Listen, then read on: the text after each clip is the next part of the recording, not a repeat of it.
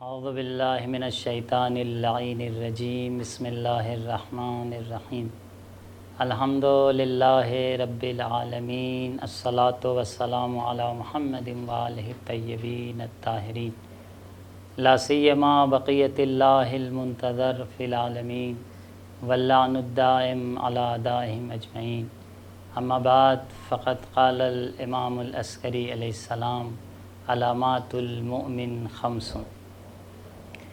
ناظرین محترم السلام علیکم۔ ایام سفر ہے اور اربعین حسینی امام کا چہلم قریب ہے۔ اس حوالے سے ضروری ہے کیونکہ اس سال بظاہر ہمارے لیے مقدور بھی نہیں ہے، یعنی مومنین کے لیے کہ کربلا مشرف ہو سکیں، اور بہت سے ایسے افراد ہیں جن کا دل کربلا کی طرف متوجہ ہے اور جانا چاہتے ہیں، جیسا کہ ہر سال وہ یا جاتے رہے ہیں یا جو نہیں بھی گئے ہیں ان کی اور خواہش تھی کہ وہ کربلا پہنچیں۔ لیکن اس سال حالات ایسے ہیں کہ ہم قریب سے جا کر اس زیارت کا ثواب جو امام حسین علیہ الصلاۃ والسلام کے لیے ہم پیادہ روی کرتے تھے اور مشی کرتے تھے پا برہنہ نجف سے کربلا کی طرف، اس کے ثواب سے بظاہر محروم ہیں۔ لیکن عزیزوں، اس میں کوئی شک نہیں ہے کہ انسان کا جو عمل ہے اس عمل کے لیے سب سے اہم چیز جو ہوتی ہے وہ انسان کی نیت ہے۔ جس کی نیت میں یہ تھا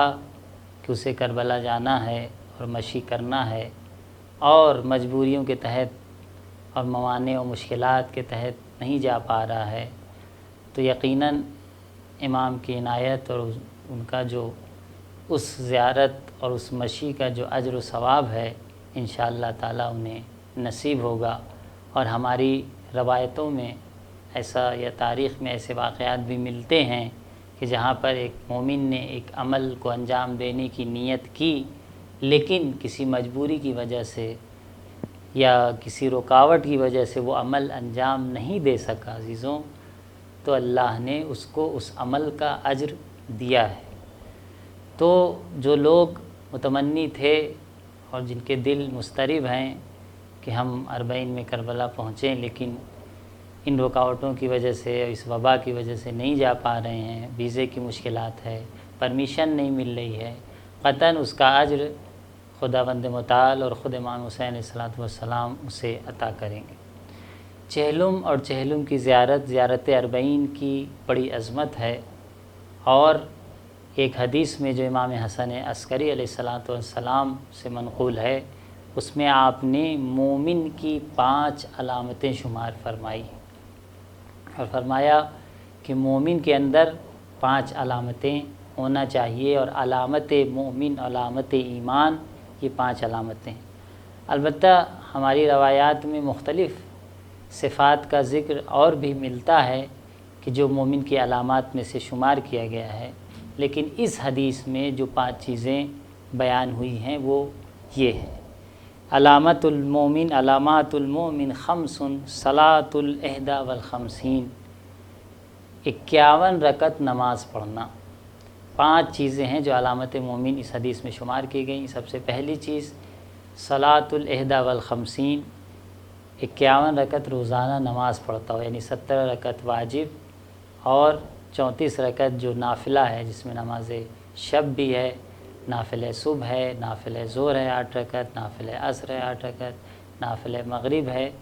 اور نافلہ عشاء، یعنی تمام نوافل کے ساتھ جو مومن پڑھتا ہے، یہ علامت مومن میں سے امام علیہ السلام نے قرار دیا۔ پھر دوسری علامت جو ہے وہ زیارت الاربعین، اربعین کی زیارت کرنا۔ حدیث کے 5 فقروں کی طرف اشارہ کروں، پھر زیارت اربعین پہ ہم گفتگو کریں گے۔ اور تیسری علامت والتختم بالیمین،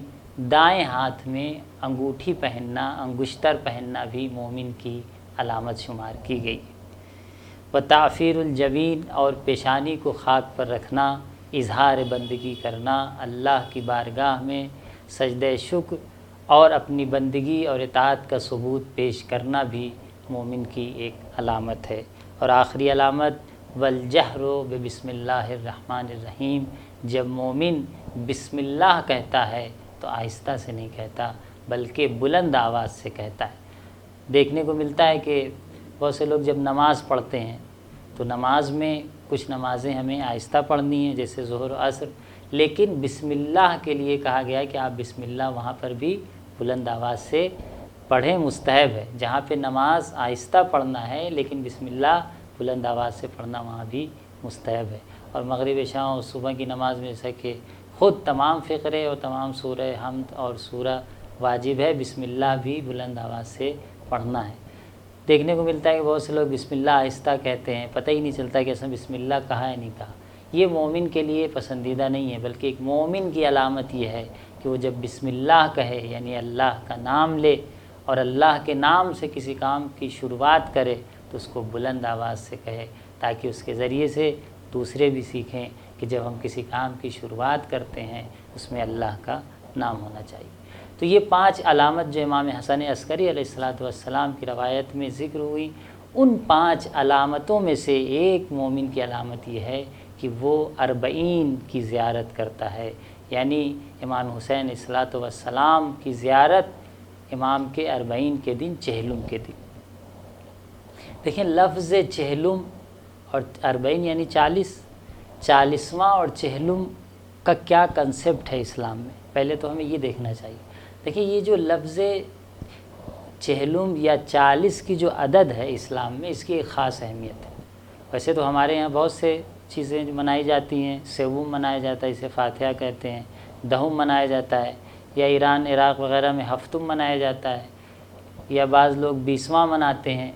تو کہنے مقصد یہ تمام چیزیں ہیں جو پائی جاتی ہیں ہمارے سماج میں اور معاشرے میں، بلکہ ہر جگہ ہی پائی جاتی ہیں۔ لیکن ان تمام چیزوں میں چاہے وہ فاتحہ کرتے ہم ہیں، یا مثال کے طور پہ دہم مناتے ہیں، 10واں مناتے ہیں، یا ایران وغیرہ میں ہفتم 7واں مناتے ہیں، یا چہلم جو مناتے ہیں، اس میں سے اسلام میں کس چیز کا کنسپٹ پایا جاتا ہے؟ تو جو 40 کی عدد ہے اس کے بارے میں اسلام میں ملتا ہے، ہماری بعض روایت میں ملتا ہے۔ ایک حدیث میں رسول کریم اسلام سے منسوب ہے کہ آپ نے جناب اباذر سے فرمایا کہ یا اباذر ان الارض لتبکا علی المؤمن اذا مات 40 صباحا، اے اباذر جب مومن اس دنیا سے جاتا ہے، جب مومن اس دنیا سے جاتا ہے تو زمین اس کے لیے 40 صبح آنسو بہاتی ہے، گریا کرتی ہے۔ تو دیکھیے 40 دن تک زمین اس کے لیے آنسو بہا رہی ہے۔ تو 40 کا کنسپٹ اسلام میں، البتہ اگر 40 کی تعداد کے حوالے سے گفتگو کیا جائے تو ایک مفصل گفتگو ہے، اس کے لیے ایک الگ جلسہ چاہیے، لیکن اشارتاً 40 کی جو تعداد ہے بہت ہی معتبر اور بہت سے مواقع پر اس کو ایک بابرکت تعداد شمار کیا گیا ہے۔ جیسا کہ قرآن میں ملتا ہے کہ جناب موسیٰ کو اللہ نے کوہ طور پہ بلایا میقات کے لیے، تو 40 دن کے بلایا، فتم میقات ربی 40 لیلہ، پہلے 30 دن تھا پھر 40 دن کر دیا۔ یا بعض روایت میں یہ ملتا ہے کہ اللہ جب انسان اللہ کے لیے خلوص سے ساتھ زندگی گزارتا ہے، من اخلص للہ 40 صباحا، جو اللہ کے لیے 40 دن خلوص کے ساتھ ثبوت، اپنے خلوص کا ثبوت پیش کرتا ہے، خلوص کے ساتھ اپنے اعمال کو انجام دیتا ہے، یعنی اپنے اعمال کو اللہ کے لیے 40 دن کے لیے صرف جو خالص کر دے تو ظہر ینابیع الحکمہ من قلب علی لسانہ، روایت میں ملتا ہے کہ حکمت کے سرچشمے اس کے دل سے اس کی زبان پہ جاری ہوتے ہیں۔ تو یہاں پر بھی دیکھیے لفظ 40 کی عدد جو ہے آئی ہے، 40 دن۔ یا انسان 40 سال کا جب ہو جاتا ہے تو اس کی عقل کامل ہو جاتی ہے، بعض روایت میں ملتا ہے، البتہ اور بھی روایتیں ہیں کم و زیادہ تعداد، بعض میں 33 بعض میں 35، اس طرح کی بھی روایات ملتی ہیں، یعنی کم و زیادہ وہ انسان کے اپنے شعور اور معرفت کے حوالے سے، لیکن 40 کی عدد کا ذکر ہے۔ یا اگر عمر کے 40 سال گزر گئے ہیں تو اب انسان کو اپنے کو بالکل آمادہ کر لینا چاہیے اور بہت ہی زیادہ محتاط ہو جانا چاہیے کہ اب جو ہے اس کے لیے کوئی یہ گنجائش نہیں کہ اس کے اندر اب اصلاح ہو جائے گی اور توبہ کر لے گا، یعنی بہت زیادہ اپنے اعمال کی طرف ایک احتیاطی طور پر اسے دیکھنا چاہیے اور اپنے آخرت کی طرف اسے متوجہ ہونا چاہیے۔ تو لفظ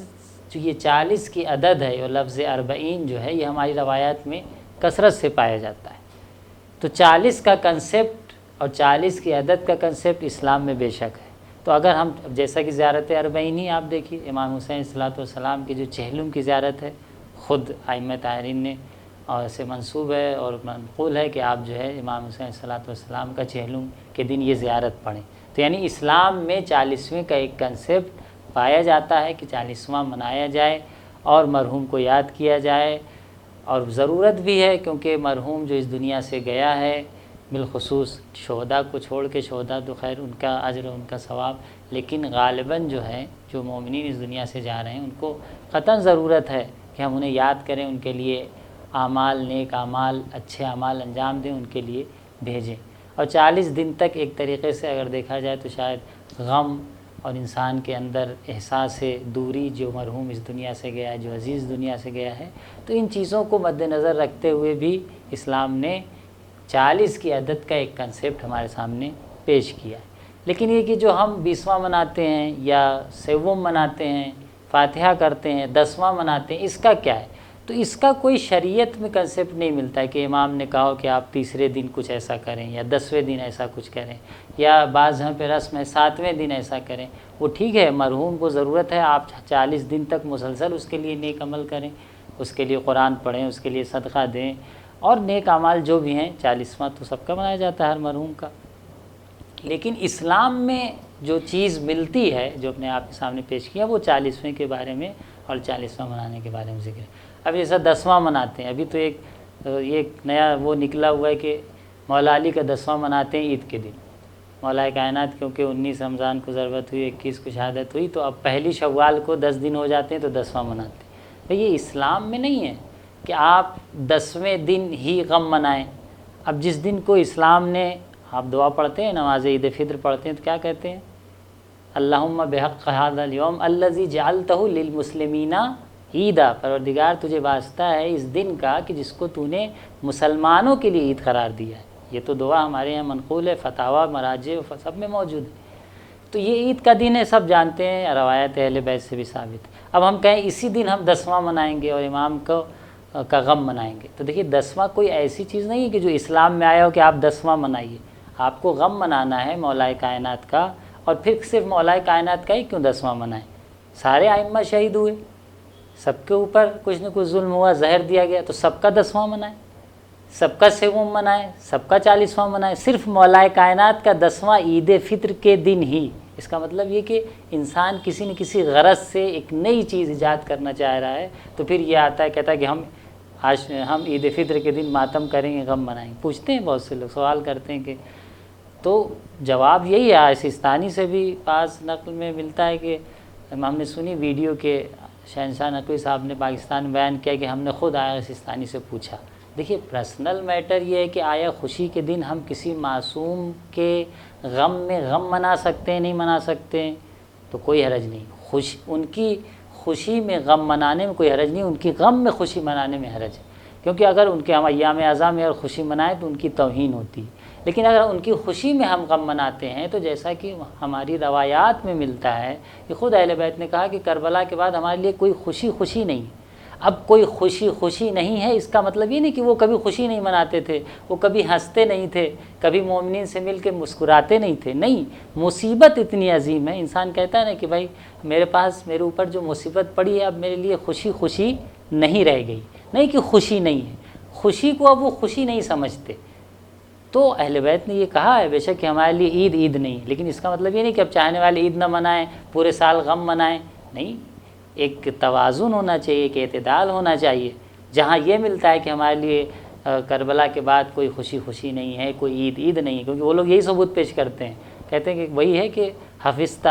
شیئا وغابت عنک اشیاء، اسلام ایک مجموعے کا نام ہے، اسلام سمجھنے کا دین ہے۔ بہت اچھا جملہ کہتا ہے کہ حفظت شیئا وغابت عنک اشیاء، آپ نے ایک چیز کو پکڑ لیا اور باقی چیزوں کو چھوڑ دیا ہے،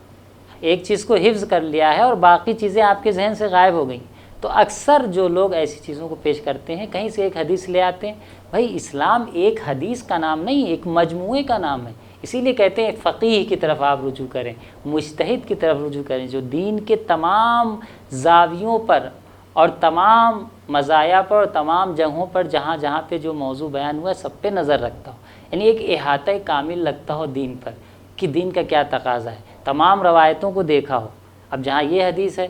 کہ ملتا ہے کہ ہمارے لیے عید نہیں ہے، وہاں یہ بھی ملتا ہے کہ شیعتنا قد خلقوا من فاضل طینتنا یفرحون لفرحنا ویحزنون لحزننا، ہمارے شیعہ ہماری بچی ہوئی مٹی سے خلق ہوئے ہیں، ہماری خوشی میں خوشی مناتے ہیں، ہمارے غم میں غم مناتے ہیں۔ تو جب وہ خود کہہ رہے ہیں کہ آپ دعا کرو کہ پروردگار اس دن کا واسطہ ہے جو تو نے مسلمین کے لیے عید بنایا ہے، تو کیا ہم مسلمان نہیں ہیں؟ بھائی مومن بھی ہیں مسلمان بھی ہیں، جو مومن ہے وہ مسلمان بھی ہے۔ تو اب نہیں ہم امام کا اسی دن 10واں منائیں گے، تو آپ دوسرے ائمہ کا بھی 10واں منائیے، دوسرے ائمہ کا بھی 40واں منائیے، سب کا فاتحہ کریے، پھر پورے سال آپ غم منائیے، کون منع کرتا ہے؟ لیکن اسی دن کو ٹارگیٹ بنا کے پیش کرنا کہ نہیں ہم 10واں منائیں گے، یہ کسی نہ کسی غرض کے تحت ہے، یعنی کوئی اس کو ہدایت کر رہا ہے۔ اسلام میں جیسے کہیں کہ ایک اختلاف ڈالنا، ایک خلفشار ڈالنا، تو یہ چیز نہیں ہونی چاہیے۔ وہ آپ سے زاہد صاحب سے انہوں نے پوچھا، کوئی بھی پرسنل پوچھے گا بھائی ہم خوشی کے دن کیا ہم سینہ زنی کر سکتے ہیں، لیکن کوئی ایسا فتویٰ لکھا ہوا لا کے دکھا دیجیے، ہم تو خود آیت اللہ سستانی کے آفس میں ہی ہیں نا، بیٹھتے ہیں، کوئی ایسا فتویٰ لا کے دکھا دیجیے کہ انہوں نے تصریح کیا ہو یا مہر لگایا ہو یا سائٹ پہ جواب دیا ہو، عمومی جواب جو سب تک پہنچے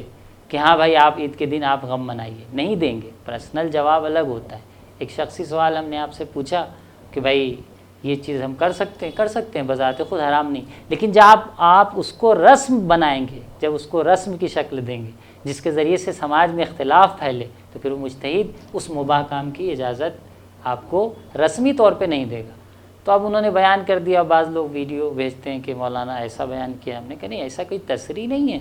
کہ کوئی فتویٰ ہو کہ آپ غم منائیں۔ ٹھیک ہے کوئی پرسنل پوچھتا ہے تو بذات خود حرام نہیں ہے، ان کی خوشی میں اگر خوشی کے دن ہم غم منا لیتے ہیں، سینہ زنی کر لیتے ہیں، لیکن اس کو رسم نہ بنائیں، اس کو ترویج نہ کریں، اس کو اپنی شناخت کا ذریعہ نہ بنائیں۔ بہت سے مواقع پر جو کام ہم دین کے نام پہ کرتے ہیں عزیزوں، وہی جو حدیث ہم نے آپ کے سامنے پیش کیا کہ من اخلص للہ 40 صباحا جرت ینابیع الحکمت من قلب علی لسان، 40 دن اللہ کے لیے خلوص عمل آپ پیش کریے۔ بہت سے جو عمل ہم پیش کرتے ہیں اور سوچتے ہیں کہ ہم دین کے لیے کر رہے ہیں، ہم امام معصوم کے لیے کر رہے ہیں، ہم مولا کائنات کے لیے کر رہے ہیں، بہت سے مواقع پر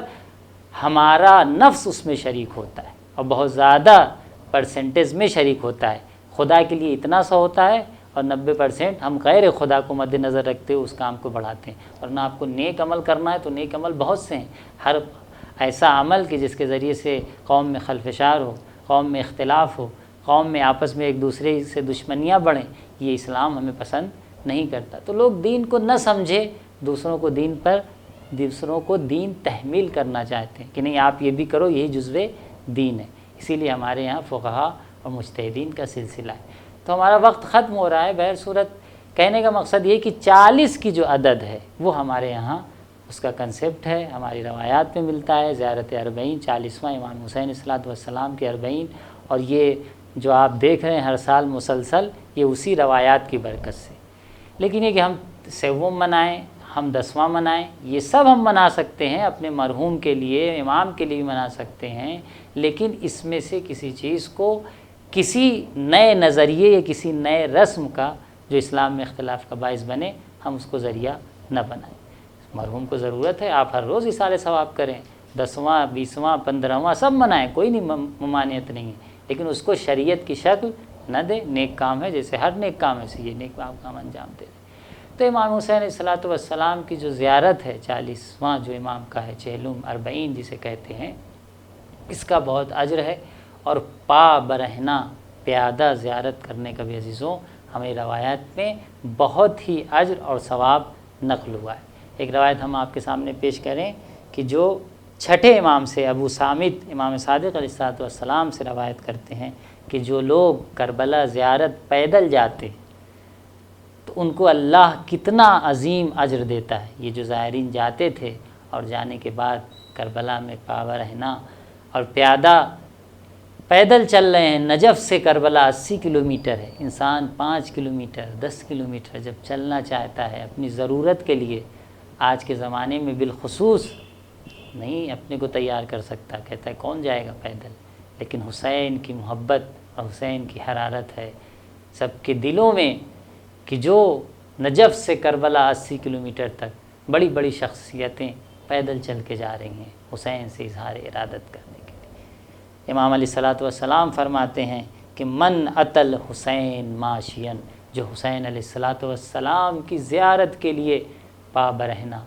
ماشین پیدل چلے، یہ پا برہنہ ہو یا پیر میں کچھ ہو بھی چپل یا جوتے، لیکن پیدل چلے، ماشین یعنی پیدل چلنا، سوار ہو کے نہ چلنا، جو حسین کی زیارت میں پیدل چلتا ہے،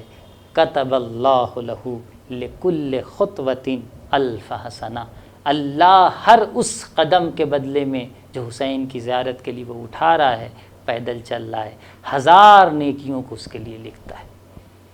ہر قدم کے بدلے میں۔ اب آپ سوچیں 80 کلومیٹر انسان پیدل چل رہا ہے، کتنی نیکیاں حسین کے برکت سے اسے نصیب ہو رہی ہیں۔ یہ اجر ہے، ایسا نہیں کہ یہ چیز ایسے ہی رائج ہو گئی۔ ہمارے علماء بزرگان فقہا نے جس چیز کو رائج کیا، اور جو فقہا و علماء کی سیرت تھی، یہ آج انٹرنیشنل لیول پر 40 کا مارچ دنیا میں پہچانا جا رہا ہے، ورنہ اس کا سلسلہ آپ چلے جائیں حوض نجف کی تاریخ میں بہت پرانا سلسلہ ہے۔ بڑی بڑی شخصیتیں، مراجع، شیخ انصاری، بحر العلوم، شیخ کاشف الغطا وغیرہ وغیرہ، یہ لوگ جاتے تھے 40 میں، اور بھی مختلف مناسبتوں پہ نجف سے کربلا پیدل زیارت کرنے جاتے تھے، کیونکہ یہ روایت ائمہ معصومین سے ہے، چھٹے امام سے ہیں۔ اب یہ کیا، یہ بہت ہی اچھی بات ہے کہ پوری دنیا میں اس کا ایک ماحول، اور مسلسل چند سالوں سے لوگ کربلا مشرف ہوتے تھے، یعنی اس کو ایک عمومیت ملی، اور بہت ہی ایک اچھا شیعت کا جسے کہیں کہ مرکز، اور شیعہ کی قوت اور قدرت کا جو ہے ایک اچھا اظہار کا ذریعہ بھی بنا، اور بہت اچھی چیز ہے، ہونا بھی چاہیے کہ حسین اور حق کے طرفداری کرنے والے اور حق پرست اور صحیح مذہب رکھنے والے افراد کی دنیا میں شناخت ہو۔ تو اس حدیث میں آپ فرماتے ہیں کہ جو بھی حسین کی زیارت کے لیے پیدل چلتا ہے، ہر قدم کے بدلے میں اللہ اسے 1000 نیکی عطا کرے گا۔ وہ محا عنہ الف سیئہ، صرف 1000 نیکی نہیں دے گا، بلکہ 1000 برائی کو، 1000 گناہ کو اس سے محو اور پاک کر دے گا۔ ورفع لہ درجات، اور اس کے درجات میں بلندی عطا کرے گا۔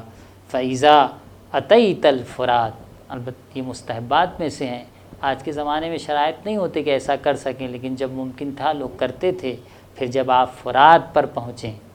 زیارت کے لیے جب پیدل گئے اور نہر فرات پر پہلے پہنچیں، فاغتسل، تو وہاں پر جانے غسل کریں فرات سے۔ علماء کی سیرت میں ملتا ہے کہ جاتے تھے پہلے نہر فرات سے غسل کرتے تھے، اور غسل کرنے کے بعد پھر جاتے تھے حرم امام حسین علیہ الصلوۃ والسلام، حرم ابو الفضل میں۔ تو آپ غسل کریں، وَعَلِّقْ نَعْلَيْكَ، اب آپ ایک بابرکت اور عظمت کی زمین پر پہنچ چکے ہیں، اب یہاں چپل پہن کے آپ کو نہیں چلنا ہے، اپنی چپلوں کو اتار دیں، اپنے جوتوں کو اتار دیں، اپنے ہاتھوں میں لے لیں۔ وَمْشِ حَافِيًا، اب پابند رہنا چلیں، ابھی تک پیدل چل کے آ رہے تھے، لیکن جب فرات میں غسل کر لیا اور حسین کی زیارت کے لیے جا رہے ہیں تو اب پابند رہنا ہو جائیں۔ وَمْشِ مشی العبد الذلیل، اور بالکل اس طریقے سے چلیں جس طریقے سے ایک ذلیل خاکسار بندہ اللہ کی راہ میں یا اپنے آقا کی بارگاہ میں جاتا ہے۔ فَإِذَا أَتَيْتَ بَابَ الْخَيْرِ فَكَبِّرِ اللَّهَ أَرْبَعًا، جب آپ حرم کے دروازے پہ پہنچیں، جو حائر حسینی ہے اس کے دروازے پہ پہنچیں، تو 4 مرتبہ تکبیر کہیں۔ تو یہ ایک آداب زیارت میں سے کہ جس میں امام علیہ الصلوۃ والسلام نے فرمایا کہ آپ پیدل جائیں، اور کتنا اس کا اجر ہے۔ تو عزیزوں، جو یہ سلسلہ تھا اور انشاءاللہ جاری و ساری رہے گا، اس سال موانع پیش آئیں، لیکن یہ سلسلہ انشاءاللہ امام کے ظہور تک اور قیامت تک یہ سلسلہ مشی جو ہے، جو پوری دنیا میں عام ہے اور جاری اور ساری رہے گا۔ اور ایک بات اور پیش کریں جو حدیث میں ہے، یہ کہ جو بہت سے لوگ زیارت پہ جاتے ہیں 40 کی، تو ہم یہ دیکھتے ہیں کہ کافی رش ہوتا ہے، کافی بھیڑ ہوتی ہے، بہت سے مومنین زری تک نہیں پہنچ سکتے، یا اصلاً حرم بین الحرمین، امام حسین علیہ السلام و جناب الفضل عباس علیہ السلام کے حرم کے جو درمیان کا حصہ ہے، وہاں بھی بعض لوگوں کی خواہش ہوتی ہے، لیکن اتنا ازدحام، اتنی بھیڑ ہوتی ہے تو وہاں بھی نہیں پہنچ پاتے، اور دور سے ہی سلام کر کے چلے جاتے ہیں۔ دل تڑپتا ہے، ہم بھی گئے ہیں کہ یہاں تک ہم پیدل آئے، لیکن اب حرم کے اندر جاتے، زریق تک پہنچتے، قاعدے سے اطمینان کے ساتھ زیارت و نماز پڑھتے، لیکن یہ سب ممکن نہیں ہوتا، ہمارا دل تڑپتا ہے۔ تو کیا اس کے لیے بھی کوئی ایسی چیز ہے جو ہمارے دل کو مطمئن کرے؟ تو عزیزوں، روایت میں ہمارے ملتا ہے کہ امام علیہ الصلاۃ والسلام فرماتے ہیں کہ یہ جو آپ نے مشی کی ہے، جو آپ نے یہ پیدل چلے ہیں، اس کا اجر اور کربلا میں تک پہنچنے کا اجر دیکھیے کہاں تک ہے۔ یہ انسان نہ سوچے کہ ہم اگر حرم میں پہنچ گئے تبھی ہماری مشی کا ثواب پورا ہوگا، ہم بین الحرمین پہنچ گئے تبھی وہ اجر لکھا جائے گا جو حدیث میں ملتا ہے کہ آپ کو ہر قدم کے بدلے 1 نیکی یا 1000 نیکی ملے گی، بلکہ ہماری روایات میں یہاں تک ملتا ہے کہ امام علیہ الصلاۃ والسلام فرماتے ہیں، چھٹے امام جعفر صادق علیہ الصلاۃ والسلام، کہ البرکۃ من قبر الحسین ابن علی علی عشرۃ امیال، حسین ابن علی علیہ الصلاۃ والسلام کی قبر سے برکت، یعنی وہی برکت کہ جو آپ چل رہے ہیں، جو آپ زیارت کے لیے جا رہے ہیں، وہ تمام برکتیں کہاں تک ہے؟ امام حسین صلاۃ والسلام کی قبر سے جو برکت ہے وہ کہاں تک پہنچے گی؟ 10 میل کے فاصلے تک وہ تمام برکتیں نازل ہوتی ہیں۔ 10 میل آج کے اگر ہم کلومیٹر کے حساب سے حساب کریں تو 16 کلومیٹر سے بھی زیادہ ہوتا ہے۔ اللہ اکبر! اہل بیت نے اس دن کا بھی حساب کیا تھا کہ کربلا میں کہاں سے کہاں تک ازدحام ہو سکتا ہے، اور کسی کو نا امید ہونے کی ضرورت نہیں ہے کہ ہم کربلا شہر میں نہیں داخل ہو سکے، ہم باہر ہی سے زیارت کر کے چلے آئے، نہیں، حسین علیہ الصلاۃ والسلام کی قبر کی جو برکت ہے وہ 10 میل تک وہ برکتیں زیارت کرنے والوں اور پہنچنے والوں پر وہ برکتیں پہنچتی ہیں اور نازل ہوتی ہیں۔ تو کسی کو نا امید ہونے کی ضرورت نہیں ہے کہ ہم شہر کربلا میں یا حرم میں داخل نہیں ہو چکے، بلکہ نیت ہی، جب ہم زیارت کی نیت سے گئے ہیں اور نہیں پہنچ سکے تو خود نیت ہی ہمارے لیے باعث یہ ہے کہ وہ اجر و ثواب جو معین ہے وہ ہمیں نصیب ہو۔ عزیزو، ہمارا وقت ختم ہو رہا ہے۔ 2-4 باتیں کہ جو کربلا کی زیارت کی جو برکتیں ہیں، صاحب وسائل الشیعہ نے 40 برکتیں اور 40 فضیلتیں زیارت امام حسین علیہ الصلوۃ والسلام کی شمار کی۔ 40 جیسی عدد بتایا، اسی طریقے سے 40 فضیلت اور 40 برکتیں زیارت امام حسین علیہ الصلوۃ والسلام کی صاحب وسائل الشیعہ نے بیان کی ہیں۔ اس میں سے 2-4 ہم آپ کی خدمت میں پیش کریں اور آپ سے خدا حافظی لیتے ہیں کہ آپ فرماتے ہیں کہ صاحب وسائل الشیعہ نے زیارت حسین کی 40 جو فضیلت بیان کی ہے، اس میں سے کچھ برکتیں اور فضیلتیں یہ کی ہیں کہ جب آپ امام حسین علیہ الصلوۃ والسلام کی زیارت پہ جائیں گے تو ایک برکت روزی میں اضافے کا باعث ہے، زیارت امام حسین روزی میں برکت و اضافے کا باعث ہے۔ دوسری فضیلت و برکت، عمر کو طولانی کرتی ہے، زیارت امام حسین سے انسان کی عمر میں اضافہ ہوتا ہے، یعنی وہ وقت جو گزر رہا ہے وہ خود تو باعث برکت ہے اور شمار نہیں ہوگا، بلکہ انسان کی عمر بھی بڑھ جائے گی۔ بلائیں دور ہوتی ہیں، حسین نے تمام بلاؤں مصیبتوں کو تحمل کیا، لیکن حسین کی زیارت سے ہم سے بلائیں و مشکلات دور ہو جاتی ہیں۔ گزشتہ اور آئندہ گناہوں کی بخشش کا باعث ہے زیارت حسین۔ آپ چاہتے ہیں کہ آپ کے گزشتہ گناہ بخش جائیں، آئندہ گناہ آپ کے معاف ہو جائیں، تو زیارت امام حسین علیہ الصلوۃ والسلام پر جائیں۔ زائر امام حسین علیہ الصلوۃ والسلام کو اتنا اختیار قیامت میں ملے گا کہ وہ 50 لوگوں کی شفاعت کر سکے۔ البتہ عرض کرتے چلیں کہ اس میں بھی مراتب ہیں، جو جس معرفت کے ساتھ، جو جس ایمان کے ساتھ زیارت کرنے جاتا ہے، اسی اعتبار سے، جیسے بعض روایت میں 1 نیکی، بعض میں 1000 نیکی، بعض میں یہ ملتا ہے کہ شفاعت کرے گا، تو یہ مراتب ایمان اور مراتب معرفت کے اعتبار سے ہے۔ جو جیسی معرفت لے کے جائے گا اس کو ویسا اسے اجر ملے گا۔ 1000 حج مقبول سنا ہوگا، انسان ایک حج کرنے جاتا ہے کتنی مشقت اٹھاتا ہے، پتہ نہیں قبول ہوا نہیں قبول ہوا۔ 1000 حج مقبول اللہ کی بارگاہ میں قبول شدہ حج کے برابر ایک زیارت امام حسین علیہ الصلوۃ والسلام کو ثواب ہے۔ اور مال دنیا جو انسان خرچ کرتا ہے زیارت امام حسین علیہ الصلوۃ والسلام میں،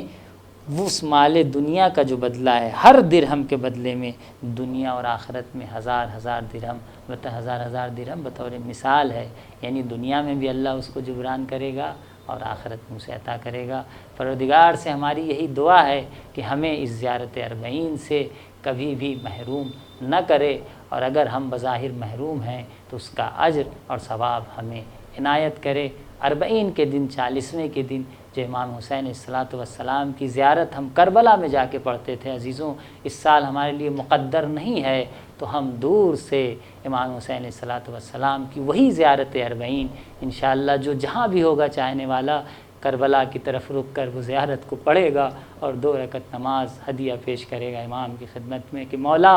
ہم بظاہر مجبور تھے لیکن آپ کی خدمت میں حاضر نہ ہو سکے، لیکن ہمارا دل آج بھی کربلا میں موجود ہے۔